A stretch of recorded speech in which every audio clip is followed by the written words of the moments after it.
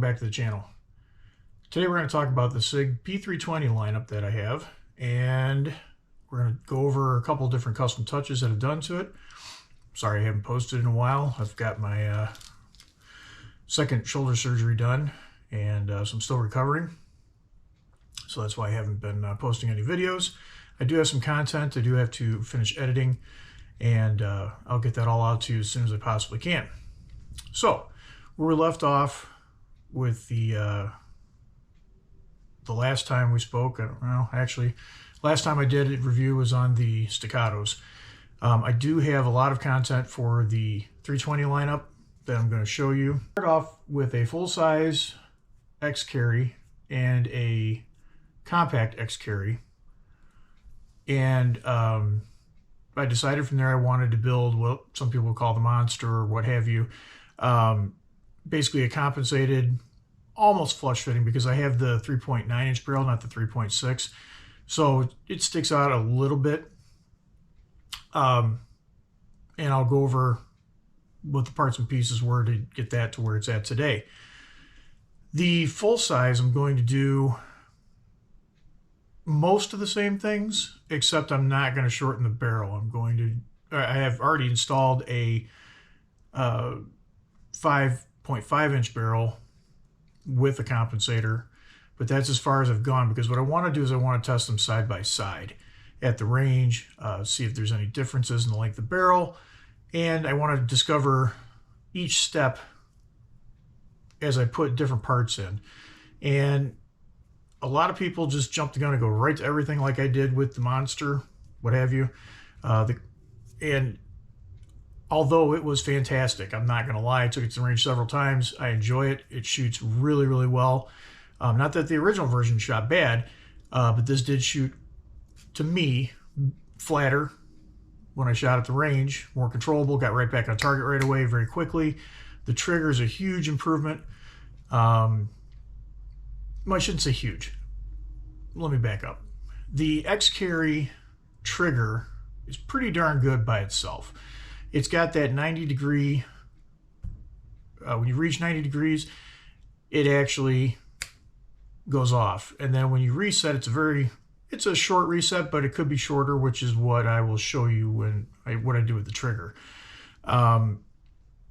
So right now, these two guns are comparable as far as length. Well, I shouldn't really say that either.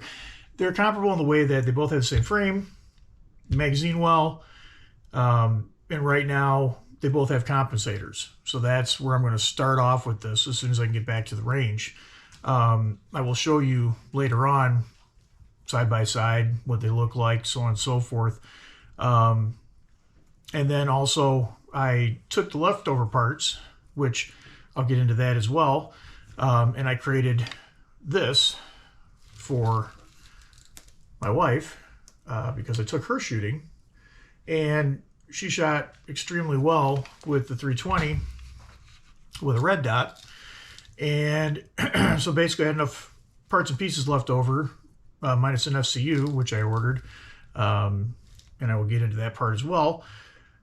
But I did order the FCU disassembled because they're not that hard to put together, and you save yourself a lot of money. So if you do a little bit of research out there, you can find yourself a totally disassembled serialized FCU. For those of us that live behind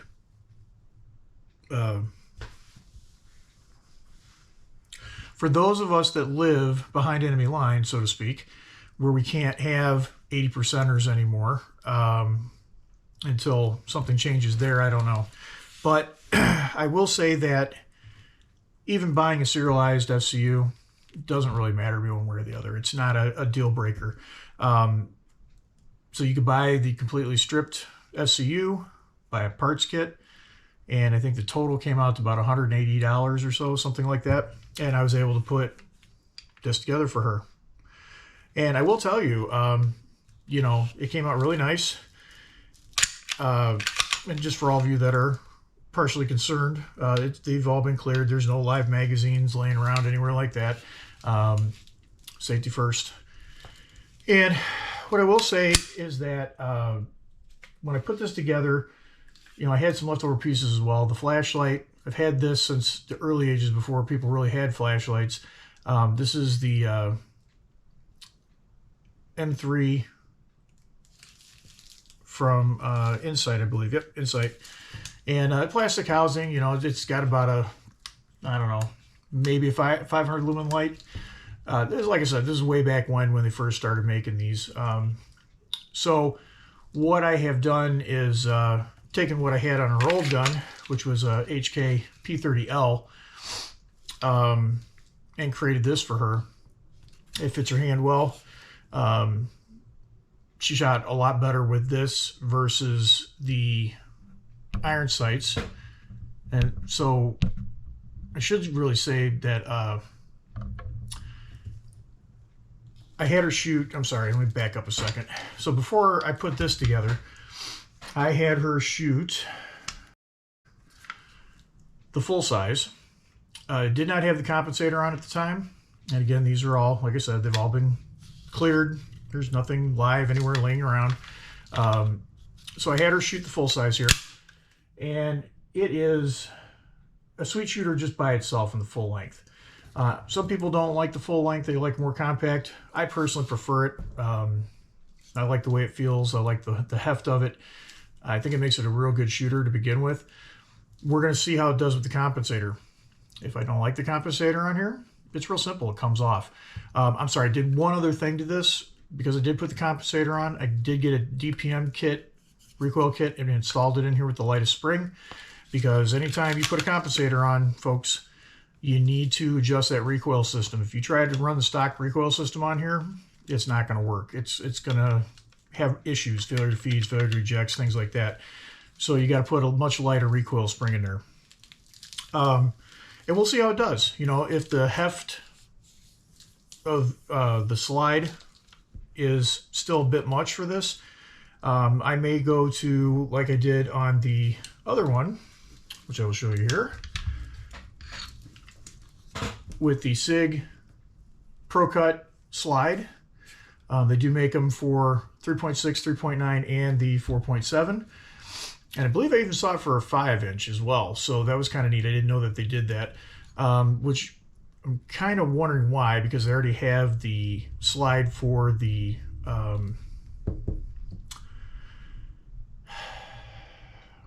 Spectre, and which is kind of the same notion, a little bit different cut design on it, but whatever. It's very close, but it's cool that they did it nonetheless. Anyway, so this guy here, I've been having some issues, and I will get into that later. I'm working with the manufacturer from the barrel. Right now I just have a barrel stuck in here just for the time being to show you kind of what it looks like.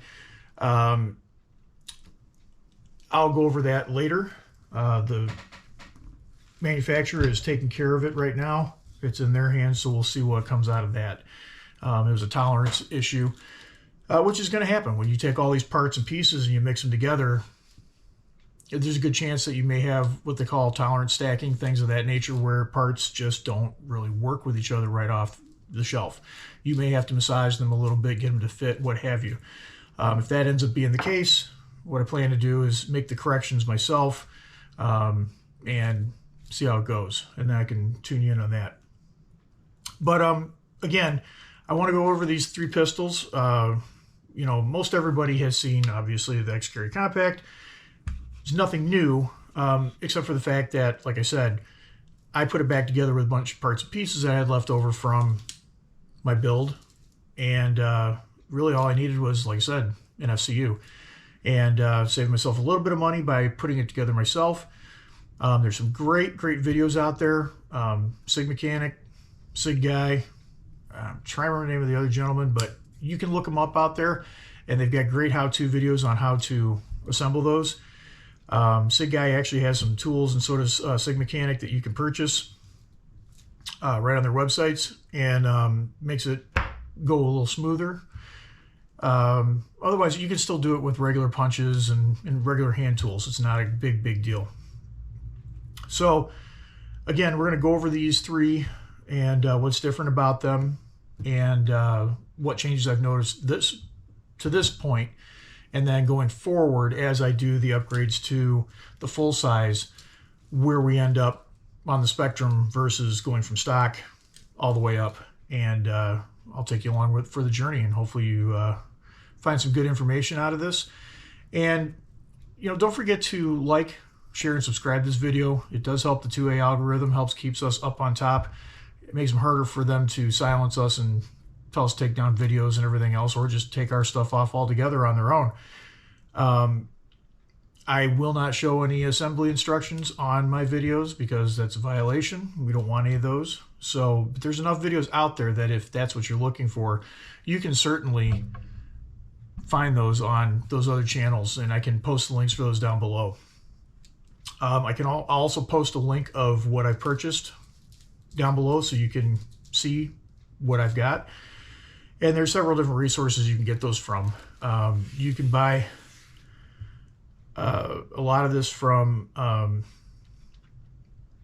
various online retailers, and you can search around for the best price, because not everybody has always the best price. So sometimes you gotta move around a little bit and look for yourself and see who actually has the best price and what parts that you're looking for. I know that when I did my searching, I was able to find my grip modules. I bought the full size, I think it's the AXG, because it's not the tungsten, but it does have the weight in the grip frame itself, and it does have the mag well. Now those two items right there, depending on where you buy them, are going to cost you right around $90 to $100. I was able to get the grip frame and both those items already installed, and a magazine safety for $90. Not a bad deal. When you add all that up, it's actually pretty cheap to get your whole grip module ready to go. At some point, I do plan on getting at least one of the tungsten infused models just the same way.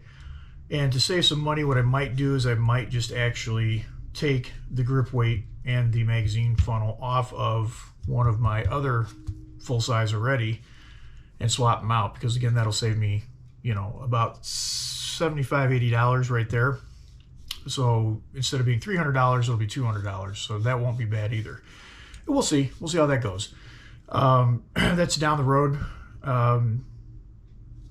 but so far I'm very happy with the overall fit, finish, and heft of each of the guns. And one of the things I will note was, before I got into this, I had always looked at the 320, never really decided to purchase one, based on, I don't know if it was just I was comfortable with what I was doing. I didn't know a great deal about them when I first got into this. Basically what happened was I did a trade. I got the full size and a used, again, a full size X carry and a compact X carry for a gun that I had traded to my FFL. And so what ended up happening was I took that and went, okay, I shot them the way they were. I liked them. And then I said, okay, let me go see what little improvements we could do to these. And unlike a lot of the other guns out there, there's a whole lot that can be done. I mean, as you can see, you can get completely carried away, and you can start building yourself something like this. Now, what I will tell you is, if you plan to go down that road and you're really looking for something custom, I would start from the FCU and go from there. So find yourself an FCU, whether it's used, new, whatever, doesn't really matter. Because what I've done with that one is I've totally revamped the whole FCU. So it still has some of its stock components, but the springs are all different rates. The trigger is different, the trigger bar is different. So really, if you start off with a used one, or if you find a good deal on a used pistol, like for instance, my X-Carry compact, and what you can do then is work off of that. But don't go buy a brand new one and pay $600 or whatever for it, and then turn around and do what I did with this one, because then you're going to be bad money, is the best way I can put it, is you're going to be way over what it would be if you were to put every part and piece together by yourself. If you don't feel comfortable doing the parts and pieces by yourself, it's really not that hard. But if you're really not mechanically inclined and it's something that you don't feel you can take on, find somebody that's done it or that you can trust, or take it to obviously a competent gunsmith who can assemble it for you. Because again, really, there's nothing here that, you know, makes these anything super technical or hard to work on. I would say on a scale of 1 to 10 with what I did, certainly assembling the FCU is a little more complicated than I did for the compact, but it's not terrible. I would say probably on a scale of 1 to 10, I would put it up there at probably about a 7, just because some people may not be able to handle it. When I built this guy, I would say that this is definitely more of a higher scale because of it's got some tolerance things that I got to work on and what have you. So for this one, I would probably say I'm going to put it up there about 9-ish, you know, maybe not that high. Maybe I went a little high on the first one. Maybe I'll say 6 for the FCU assembly from scratch, a 9 for this maybe, just because of, like I said, because of the tolerance issues, which I'm going to get through. And then, you know, for this guy, it'll end up being probably about an 8 by the time it's done, only because everything on here is Sig. The barrel is Sig. Everything else here is all stock right now, minus the compensator. But I did find a Sig 5.5-inch threaded barrel, which is what I used for this project. And so far, I've had none of the fitment issues that I had with the aftermarket barrel. So we're going to see how that all pans out. Like I said, it's in their hands. We'll figure it out once I get it back. So, again, that being said, follow along, and I will show you what's going to happen next. Stand by.